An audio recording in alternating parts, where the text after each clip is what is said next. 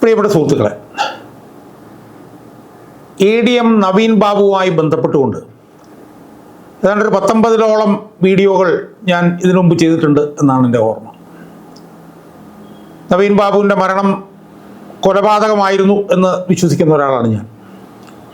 പക്ഷേ നവീൻ ബാബുവിൻ്റെ മരണവുമായി ബന്ധപ്പെട്ടുകൊണ്ട് നവീൻ ബാബുവിൻ്റെ ഭാര്യ മഞ്ജുഷ നടത്തിയ നിയമ പോരാട്ടം എവിടം വരെ എത്തി എന്ന് നമ്മൾ കണ്ടതാണ്. അവർ നവീൻ ബാബുവിൻ്റെ മരണത്തെക്കുറിച്ച് CBI അന്വേഷണം ആവശ്യപ്പെട്ടുകൊണ്ട് ഹൈക്കോടതി സിംഗിൾ ബെഞ്ചിൽ ഹർജി സമർപ്പിക്കുകയുണ്ടായി. അത് ന്യായാധിപനായിട്ടുള്ള കൗസർ ഇടപ്പകത്താണ് ആ ഹർജി പരിഗണിച്ചത്. അദ്ദേഹം അർത്ഥശങ്കയ്ക്കിടയില്ലാത്ത വിധം സംശയലേശമന്യേ അദ്ദേഹം പറഞ്ഞത് CBI അന്വേഷണത്തിൻ്റെ ആവശ്യമില്ല, കേരള പോലീസ് സ്തുത്യർഹമായി ആ കേസ് അന്വേഷിച്ചുകൊണ്ടിരിക്കുകയാണ് എന്നാണ് അദ്ദേഹം പറഞ്ഞത്. സ്തുത്യർഹമായി അന്വേഷിച്ചുകൊണ്ടിരിക്കുകയാണ്, അതുകൊണ്ട് ആ കേസ് CBI അന്വേഷിക്കേണ്ട കാര്യമില്ല എന്ന് പറഞ്ഞ് അദ്ദേഹം ആ ഹർജി തള്ളി. അതിനെ തുടർന്ന് നവീൻ ബാബുവിൻ്റെ ഭാര്യ മഞ്ജുഷ ഡിവിഷൻ ബെഞ്ചിലേക്ക് പോയി CBI അന്വേഷണം ആവശ്യപ്പെട്ടുകൊണ്ട്. ഡിവിഷൻ ബെഞ്ചിൽ PB സുരേഷ് കുമാറും ജോബിൻ സെബാസ്റ്റ്യനും ആ കേസ് വിശദമായി കേട്ടു. അവരും പറഞ്ഞു CBI അന്വേഷണത്തിൻ്റെ യാതൊരു ആവശ്യവുമില്ല, കേരള പോലീസ് അതിഗംഭീരമായി കേസ് അന്വേഷിച്ച് സത്യം കണ്ടുപിടിക്കും, അതുകൊണ്ട് CBI അന്വേഷണം ആവശ്യമില്ല എന്ന് പറഞ്ഞ് അവരത് തള്ളി. അതിനെ തുടർന്ന് മഞ്ജുഷ സുപ്രീം കോടതിയിൽ പോയി. സുപ്രീം കോടതിയിൽ ചെന്നപ്പോഴത്തേക്ക് മലയാളിയായിട്ടുള്ള വിനോദ് ചന്ദ്രൻ എന്ന് പറയുന്ന ഒരു ന്യായാധിപൻ്റെ നേതൃത്വത്തിലുള്ളൊരു ഡിവിഷൻ ബെഞ്ച് ആ കേസ് കേൾക്കാൻ പോലും തയ്യാറായില്ല. വിശദമായി പ്രാഥമിക കേട്ടപ്പോൾ തന്നെ എടുത്ത് ചവറ്റുകൊട്ടയിലേക്ക് കളഞ്ഞു. CBIയുടെ അന്വേഷണത്തിൻ്റെ യാതൊരു ആവശ്യവുമില്ല എന്ന് സുപ്രീം കോടതിയും പറഞ്ഞു. അപ്പോൾ അന്ന് ഞാൻ അവസാനമായിട്ട് ചെയ്തൊരു വീഡിയോയുടെ തലവാചകം എനിക്ക് ഓർമ്മയുണ്ട്. ഈ കോടതികളിലൊക്കെ ഈ കേസ് തള്ളിയെങ്കിലും ഇനിയൊരു കോടതിയും കൂടെ ഉണ്ട്, അത് ജനകീയ കോടതിയാണ്, തിരഞ്ഞെടുപ്പിൽ ജനങ്ങൾ ഇതിന് കണക്ക് പറഞ്ഞുകൊള്ളും എന്നാണ് ഞാൻ അന്ന് ആ വീഡിയോയിൽ ഞാൻ പറഞ്ഞത്. അപ്പോൾ ഹൈക്കോടതി സിംഗിൾ ബെഞ്ചിൽ പോയി തോറ്റു, ഡിവിഷൻ ബെഞ്ചിൽ പോയി തോറ്റു, സുപ്രീം കോടതിയിലും തോറ്റു. അവരെല്ലാവരും പറഞ്ഞു CBI അന്വേഷണത്തിൻ്റെ ആവശ്യമില്ല, കേരള പോലീസ് ഈ പറഞ്ഞ പോലെ വളരെ കാര്യക്ഷമമായി കേസ് അന്വേഷിക്കുന്ന ഒരു സംവിധാനമാണ്, അതുകൊണ്ട് അവർ അന്വേഷിച്ചോളും എന്ന് പറഞ്ഞു. അങ്ങനെ പോലീസ് അന്വേഷണത്തിലേക്ക് കാര്യങ്ങൾ പോയി. പോലീസ് വളരെ വിസ്തരിച്ച് കേരള, അതായത് പിണറായി വിജയൻ്റെ പോലീസ്, പിണറായി വിജയൻ്റെ പാർട്ടി നേതാവായിട്ടുള്ള PP ദിവ്യ പ്രതിയായിട്ടുള്ള കേസിൽ വളരെ വിസ്തരിച്ച് ഒരു അന്വേഷണം നടത്തി. അതിൻ്റെ കുറ്റപത്രം അവർ ഏതാനും ദിവസങ്ങൾക്ക് മുമ്പ് Kannur judicial first class magistrate കോടതിയിൽ സമർപ്പിച്ചു. ആ സമർപ്പിച്ചതുമായി ബന്ധപ്പെട്ടുകൊണ്ട് ഇപ്പോൾ പുതിയൊരു ഡെവലപ്മെൻറ്റ് ഉണ്ടായിരിക്കുകയാണ്, പുതിയൊരു സംഭവം ഉണ്ടായിരിക്കുകയാണ്. ആ സംഭവത്തെ കുറിച്ചിട്ടാണ് ഞാൻ ഈ വീഡിയോ ചെയ്യാൻ ഉദ്ദേശിക്കുന്നത്. സുഹൃത്തുക്കളെ, എന്താ പുതിയതായിട്ട് സംഭവിച്ചത് ഏറ്റവും ചാരിതാർത്ഥ്യജനകമായിട്ടുള്ള കാര്യം എന്ന് പറയുന്നത് നവീൻ ബാബുവിൻ്റെ ഭാര്യ മഞ്ജുഷ അവരുടെ നിയമ പോരാട്ടം അവസാനിപ്പിച്ചില്ല എന്ന് മാത്രമല്ല, അവർ സുസംഘടിതമായി ആ സമരത്തിൽ, ആ പോരാട്ടത്തിൽ നിലനിൽക്കുന്നു എന്നുള്ളതാണ് ഏറ്റവും പ്രധാനം. തൻ്റെ ഭർത്താവിൻ്റെ മരണത്തിന് കാരണക്കാരായിട്ടുള്ളവർ ആരാണെന്ന് കണ്ടുപിടിക്കാതെ താൻ പിന്തിരിയുകയില്ല എന്ന് മഞ്ജുഷ അർത്ഥശങ്കയ്ക്കിടയില്ലാത്ത വിധം തീരുമാനിച്ചിരിക്കുന്നു എന്നതിൻ്റെ പുതിയ ഒരു തെളിവ് ഇപ്പോൾ പുറത്തു വന്നിരിക്കുന്നു. അതെന്താണ്? അത് Kannur first class judicial magistrate കോടതിയിൽ തുടരന്വേഷണം ആവശ്യപ്പെട്ടുകൊണ്ട് മഞ്ജുഷ ഹർജി സമർപ്പിച്ചിരിക്കുന്നു, അപേക്ഷ സമർപ്പിച്ചിരിക്കുന്നു. എന്താ സംഭവിച്ചത്? ഈ കേസിൽ പിണറായി വിജയൻ്റെ പോലീസ് അന്വേഷിച്ച് കുറ്റപത്രം സമർപ്പിച്ചു. കാരണം അതിന് വിചാരണയിലേക്ക് പോകണമല്ലോ, കുറ്റപത്രം സമർപ്പിച്ചു. ആ കുറ്റപത്രത്തിൽ 1 അല്ല 2 അല്ല 13 വീഴ്ചകളുണ്ട് എന്ന് ചൂണ്ടിക്കാണിച്ചുകൊണ്ട് നവീൻ ബാബുവിൻ്റെ ഭാര്യ Manjusha Kannur first class judicial magistrate കോടതിയിൽ തുടരന്വേഷണം ആവശ്യപ്പെട്ടിരിക്കുന്നു. അപ്പോൾ ഇത് കാണിക്കുന്നത് എന്താ? ഇത് കാണിക്കുന്നത് പിണറായി വിജയൻ്റെ പോലീസ്, അതായത് ഹൈക്കോടതി ഡിവിഷൻ ബെഞ്ചും സിംഗിൾ ബെഞ്ചും ഹൈക്കോടതി ഡിവിഷൻ ബെഞ്ചും സുപ്രീം കോടതിയും വിശ്വാസം അർപ്പിച്ച പിണറായി വിജയൻ്റെ പോലീസ് നവീൻ ബാബുവിൻ്റെ മരണം അന്വേഷിച്ചതിൽ 13 വീഴ്ചകളുണ്ട് എന്ന് നവീൻ ബാബുവിൻ്റെ ഭാര്യ പറഞ്ഞിരിക്കുന്നു. അവർ തുടരന്വേഷണം ആവശ്യപ്പെട്ടിരിക്കുന്നു.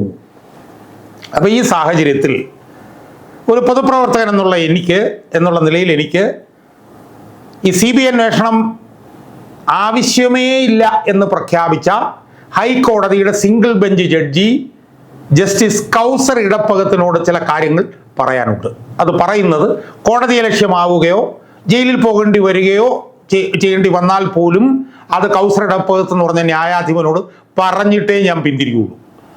ജയിലിൽ പോകേണ്ടി വരുമെന്ന് പറയാൻ കാര്യം എന്താ? ജഡ്ജിമാർക്കെതിരെ പറഞ്ഞാൽ കോടതി ലക്ഷ്യമാവും. കോടതി ലക്ഷ്യമായി കഴിഞ്ഞാൽ കോടതി ലക്ഷ്യ നിയമം വെച്ച് ജഡ്ജിമാർക്ക് 6 മാസം വേണമെങ്കിൽ ജയിലിലിടാം. ജയിലിലിട്ടോട്ടെ.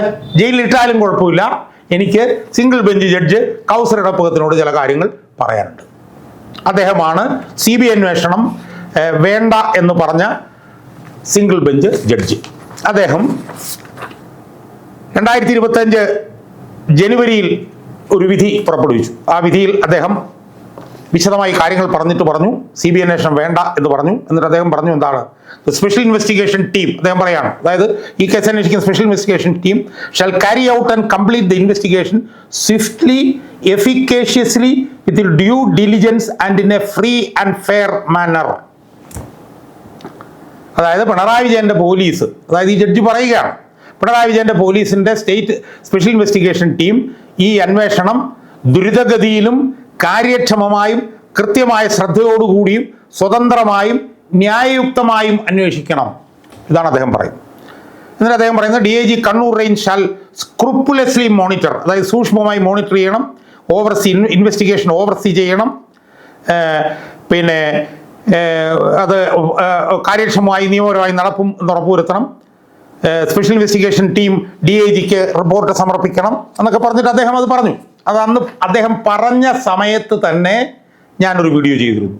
ആ വീഡിയോയിൽ ഞാൻ പറഞ്ഞിരുന്നത് ഈ പിണറായി വിജയന്റെ പോലീസ് ഇത് അവരെ അന്വേഷിക്കില്ല, ദ്രുതഗതിയിൽ അവരെ കൊണ്ട് അന്വേഷിക്കാൻ കഴിയില്ല. കാരണം അവരുടെ നേതാക്കന്മാരാണ് ഇതിനകത്ത് പെട്ടിട്ടുള്ളത്. അതുകൊണ്ട് അവർക്ക് ദ്രുതഗതിയിൽ ഇത് അന്വേഷിക്കാൻ കഴിയില്ല എന്ന് ഞാൻ വളരെ അർത്ഥശങ്കയ്ക്കിടയില്ലാത്ത വിധം ഞാൻ അന്ന് പറഞ്ഞിരുന്നു. അതിനെതിരെ ഏതോരുത്തൻ എനിക്കെതിരെ കോടതി ലക്ഷ്യ കേസ് എന്നൊക്കെ പറഞ്ഞിട്ട് കൊടുത്തിട്ടുണ്ട്. സുപ്രീം കോടതി കൊടുത്തോട്ടെ, അതിപ്പം അദ്ദേഹം കോടതി ലക്ഷ്യം എന്ന് പറഞ്ഞോട്ടെ, അത് ഞാൻ ഫൈറ്റ് ചെയ്തോളാം. പക്ഷേ ഇപ്പം എന്താ സംഭവിച്ചിരിക്കുന്നത്?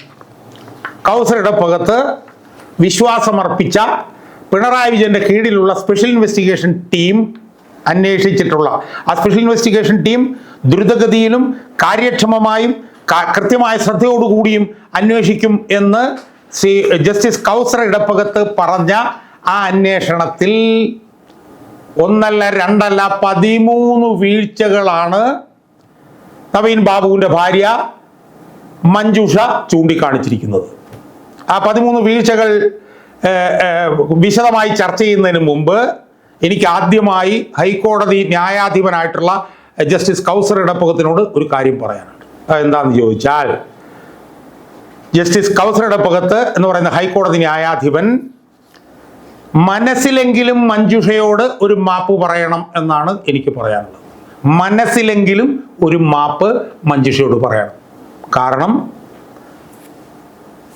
സ്പെഷ്യൽ ഇൻവെസ്റ്റിഗേഷൻ ടീം ദ്രുതഗതിയിൽ അന്വേഷിക്കണം എന്ന് പറഞ്ഞ, കൃത്യമായ ശ്രദ്ധയോടുകൂടി അന്വേഷിക്കണം എന്ന് പറഞ്ഞ, എഫിക്കേഷ്യസ്ലി അന്വേഷിക്കണം എന്ന് പറഞ്ഞ ഈ അന്വേഷണത്തിൽ 13 വീഴ്ചകളാണ് ന്യായാധിപ ഉണ്ടായിരിക്കുന്നത്. ആ 13 വീഴ്ചകൾ ഇനി വിശദമായി നമുക്ക് ഒന്ന് ചർച്ച ചെയ്യാം. ജോൺ റാൽഫ് എന്ന് പറഞ്ഞിട്ടുള്ള അഭിഭാഷകൻ BNSSലെ 193(3) എന്ന സെക്ഷൻ പ്രകാരം തുടരന്വേഷണം ആവശ്യപ്പെട്ടുള്ള അതിൻ്റെ രേഖയാണ് എൻ്റെ കയ്യിൽ ഇരിക്കുന്നത്. അതിൽ അദ്ദേഹം പറയുന്ന ഒന്നാമത്തെ കാര്യം എന്ന് പറയുന്നത്, ഈ പല സാക്ഷികളുടെയും മൊഴികൾ മറച്ചു വച്ചിരിക്കുന്നു. അതായത് ഇതിൻ്റെ അന്വേഷണം നടന്നുകൊണ്ടിരുന്നപ്പോൾ പല സാക്ഷികളും കൊടുത്ത മൊഴികളുണ്ട്. അതായത് joint commissioner land revenue Trivandrum അവർ കൊടുത്തിട്ടുള്ള മൊഴിയുണ്ട്. അതുപോലെ തന്നെ കളക്ടറായിരുന്ന അരുൺ കെ വിജയൻ കൊടുത്തിട്ടുള്ള മൊഴികളുണ്ട്. പ്രശാന്തൻ എന്ന് പറഞ്ഞവൻ അയാൾ കൊടുത്തിട്ടുള്ള മൊഴികളുണ്ട്. അത്തരം മൊഴികളെല്ലാം മറച്ചു പിടിച്ചതുകൊണ്ട് അന്വേഷണം ഏകപക്ഷീയമാണ്. അത് പ്രതികളെ സഹായിക്കാൻ വേണ്ടിയിട്ടാണ്. അതാണ് ആദ്യത്തെ വീഴ്ച. പറയുന്നത്, in the circumstances the suppression of the statements of these witnesses, അതായത് ഞാൻ നേരത്തെ പറഞ്ഞ വിറ്റ്നസസിന്റെ സ്റ്റേറ്റ്മെന്റ് സപ്രസ് ചെയ്തത്, it was recorded during the enquiry conducted as per the government order പ്രകാരം നടത്തിയിട്ടുള്ള എൻക്വയറിയിൽ അത് സപ്രസ് ചെയ്തത് it shows that investigation is biased. അന്വേഷണം ഏകപക്ഷീയമാണെന്നും ഡോക്യുമെന്റ്സും സ്റ്റേറ്റ്മെന്റ്സും പ്രോസിക്യൂഷൻ മറച്ചു വെച്ചിരിക്കുകയാണെന്നും അത് പ്രതിയെ സഹായിക്കാൻ വേണ്ടിയാണ് എന്നുള്ളതാണ് ആദ്യമായി മഞ്ജുഷ പറയുന്ന വീഴ്ച. ഒന്ന്. ഇനി രണ്ടാമത്തത്, suppression of bank account statement clearly shows that the prosecution is trying to help the accused by suppressing material documents in favor of the prosecution. അതായത് പ്രശാന്തൻ എന്ന് പറഞ്ഞ ആളുടെ ബാങ്ക് അക്കൗണ്ടിൽ 20 ലക്ഷം രൂപ ഉണ്ടായിരുന്നുവെന്നും അതുമായി ബന്ധപ്പെട്ടിട്ടുള്ള ബാങ്ക് അക്കൗണ്ട് സ്റ്റേറ്റ്മെന്റ് പ്രോസിക്യൂഷൻ പ്രതിയെ സംരക്ഷിക്കാൻ മറച്ചു വച്ചിരിക്കുന്നു എന്നുള്ളതുമാണ് രണ്ടാമത്തെ വീഴ്ച. മൂന്നാമത്തെ ഒരു വീഴ്ച എന്ന് പറയുന്നത്, പ്രശാന്തൻ എന്ന് പറയുന്നവൻ അയാള് മുഖ്യമന്ത്രിക്ക് കൊടുത്തതായി പറയുന്ന ഒരു പരാതിയുണ്ട്, ആ പരാതി മറച്ചു പിടിച്ചു എന്നുള്ളതാണ്. The prosecution has suppressed this complaint mentioned by CW43 Prasanthan that was given to the office of the chief minister. അതായത് ചീഫ് മിനിസ്റ്ററുടെ ഓഫീസിൽ കൊടുത്ത ഒരു പരാതിയെക്കുറിച്ച് പ്രശാന്തൻ പറയുന്നുണ്ട്, അത് മറച്ചു വെച്ചിരിക്കുകയാണ്. അതാണ് മൂന്നാമത്തത്. നാലാമത്തത്, the prosecution has suppressed the identity of the persons in the CCTV and the entire proceedings have not been produced. അതായത് ഈ പ്രശാന്തൻ നവീൻ ബാബുവിൻ്റെ വീട്ടിലേക്ക് പോവുകയും വരികയൊക്കെ ചെയ്യുന്ന സംബന്ധിച്ചുള്ള CCTV ദൃശ്യങ്ങളുണ്ടല്ലോ, അത് പ്രോസിക്യൂഷൻ സപ്രസ് ചെയ്തിരിക്കുകയാണ്. Entire recordings of the CCTV ദൃശ്യങ്ങൾ മുഴുവൻ റെക്കോർഡിങ്സും അത് പ്രൊഡ്യൂസ് ചെയ്തിട്ടില്ല, അത് പ്രതിക്ക് വേണ്ടി സപ്രസ് ചെയ്തിരിക്കുന്നു. അതാണ് നാലാമത്തത്. ഇനി അഞ്ചാമത്തത് എന്താ? Suppression of statement of those officers of vigilance department shows the biased manner in which the investigation was conducted. അതായത് വിജിലൻസ് വകുപ്പിലെ ഉദ്യോഗസ്ഥന്മാരുടെ മൊഴികൾ മറച്ചു പിടിച്ചിരിക്കുന്നത് അന്വേഷണം ഏകപക്ഷീയമായിരുന്നു എന്നതിന്റെ തെളിവാണ്. അതാണ് അഞ്ചാമത്. ആറാമത്തെ എന്താ പറയുന്നത്? Though the phone was taken into custody only on 29/11/2000. അതായത് കണ്ണൂർ കളക്ടറായിരുന്ന അരുൺ കെ വിജയന്റെ ഫോൺ 29/11/2024 പിടിച്ചെടുത്തെങ്കിലും അത് 14-15 തീയതികളിൽ മാത്രമേ അത് റിട്രീവ് ചെയ്തിട്ടുള്ളൂ, അതിന്റെ വിവരങ്ങൾ റിട്രീവ് ചെയ്തിട്ടുള്ളൂ. എന്തിന്? ജില്ലാ കളക്ടറും പ്രശാന്തനും തമ്മിലുള്ള ബന്ധം മറച്ചു വെക്കാൻ. Not taking the chats and other details of the phone of the accused through scientific methods is only to help the defence. അതായത് ശാസ്ത്രീയമായി ഇതിന്റെ തെളിവുകൾ എടുക്കാത്തത് പ്രതിയെ സഹായിക്കാൻ വേണ്ടിയിട്ടാണ്. The chats of the phones of the accused will show regular contacts with other material witnesses and hence they are suppressed. അതായത് ആ ഫോണിലെ ചാറ്റുകൾ എടുത്തിരുന്നുവെങ്കിൽ മറ്റ് സാക്ഷികളുമായിട്ടുള്ള ബന്ധം പുറത്തു കൊണ്ടുവരുമായിരുന്നു, അതുകൊണ്ട് അത് മറച്ചു വെച്ചു. അതാണ് ആറാമത്. ഏഴാമത്തത്, the statement of honourable minister was excluded to cover up the false assertion made by CW16.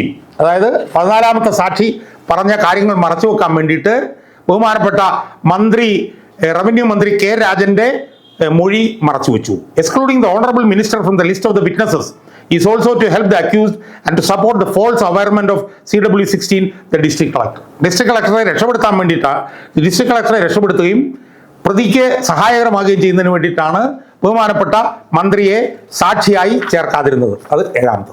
ഇനി എട്ടാമത്തെ എന്താ? The nexus between Prasanthan and the accused in the charge is not at all investigated by the police. കുറ്റപത്രത്തിൽ പറയുന്ന പ്രശാന്തനും പ്രതിയും തമ്മിലുള്ള ബന്ധം police അന്വേഷിച്ചിട്ടേ ഇല്ല. എട്ടാമത്. ഒമ്പതാമത്, the said complaint given by the brother of the deceased before the police is not even mentioned in the final report and not at all investigated and was totally discarded. അതായത് നവീൻ ബാബുവിന്റെ സഹോദരൻ കൊടുത്തിട്ടുള്ള പരാതിയെ കുറിച്ചിട്ട് ഫൈനൽ റിപ്പോർട്ടിൽ പ്രതിപാദിക്കുന്നില്ല എന്ന് മാത്രമല്ല, അതിനെക്കുറിച്ചിട്ടുള്ള അന്വേഷണം നടത്തിയിട്ട് പോലുമില്ല. അതാണ് ഒമ്പതാമത്. ഇനി പത്താമത്തെ എന്താണ്?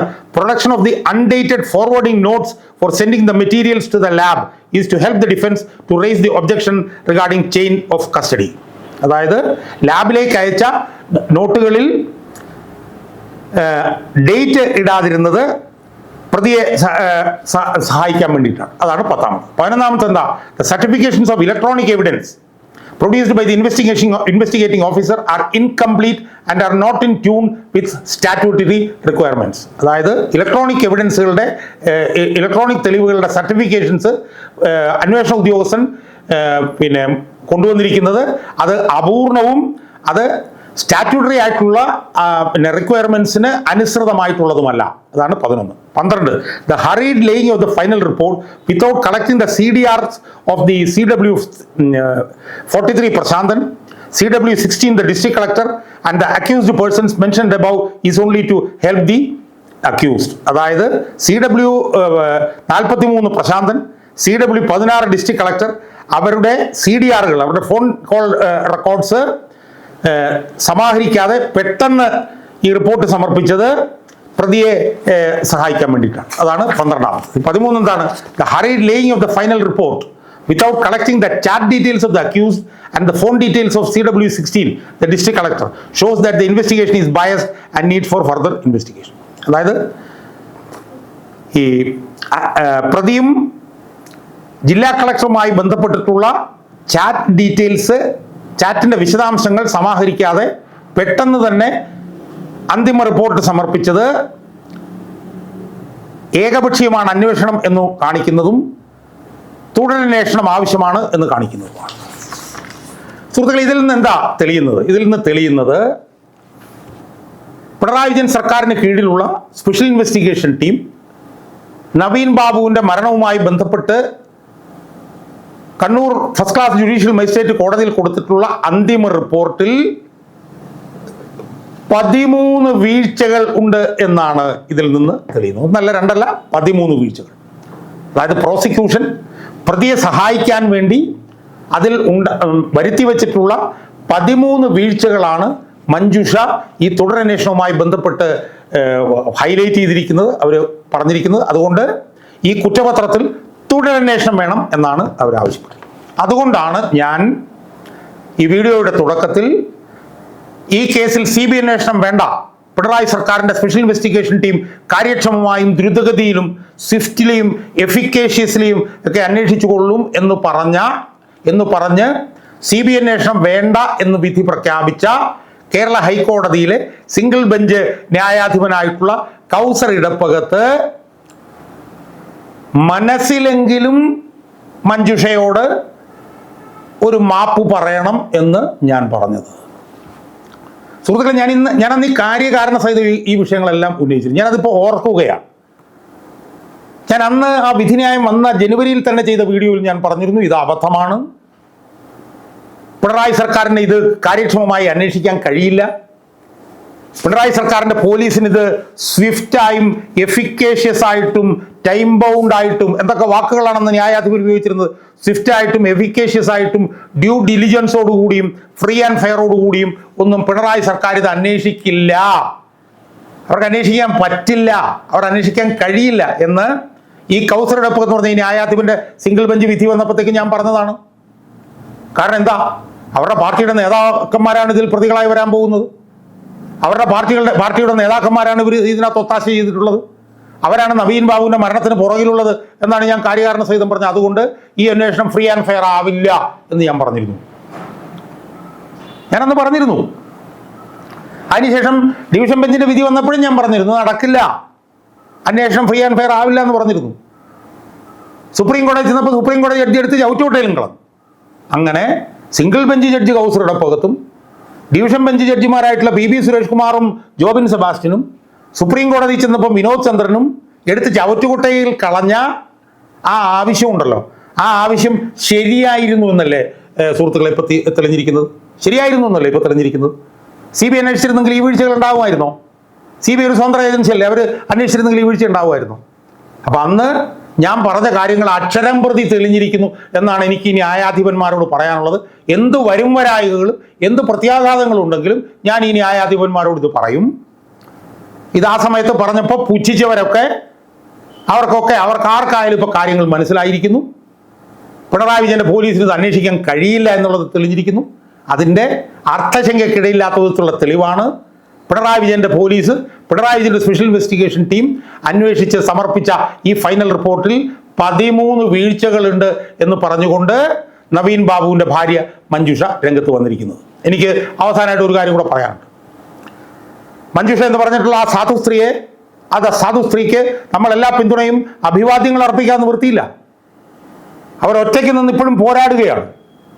സിംഗിൾ ബെഞ്ചിൽ തിരിച്ചടി ഉണ്ടായപ്പോൾ ഒരു ഡിവിഷൻ ബെഞ്ചിൽ പോരാടി. ഡിവിഷൻ ബെഞ്ച് തിരിച്ചടി ഉണ്ടായപ്പോൾ ഒരു സുപ്രീം കോടതി പോരാടി. സുപ്രീം കോടതിയിൽ തിരിച്ചടി ഉണ്ടായപ്പോൾ അവര് കീഴ്ക്കോടതിയിലും പോരാടുകയാണ്. അത് കാണിക്കുന്നത് എന്താ? അവരുടെ ഭർത്താവിൻ്റെ കൊലപാതകികൾ ആരാണെന്ന് കണ്ടുപിടിക്കാനുള്ള ഇച്ഛാശക്തി അവർക്കുണ്ട് എന്നാണ് അതിൽ നിന്ന് തെളിയുന്നത്. CPM എന്ന് പറഞ്ഞ വലിയൊരു മോണോലിത്തിക് ആയിട്ടുള്ള ഒരു സംവിധാനത്തോടാണ് അവർ ഫൈറ്റ് ചെയ്തുകൊണ്ടിരിക്കുന്നത്. ആ സ്ത്രീക്ക് എല്ലാ പിന്തുണയും, മഞ്ജുഷയ്ക്ക് കേരള സമൂഹം എല്ലാ പിന്തുണയും നൽകണം എന്നാണ് ഒരു പൊതുപ്രവർത്തകൻ എന്നുള്ള നിലയിൽ എനിക്ക് കേരളത്തിലെ ജനങ്ങളോട് ഈ അവസരത്തിൽ പറയാനുള്ളത്.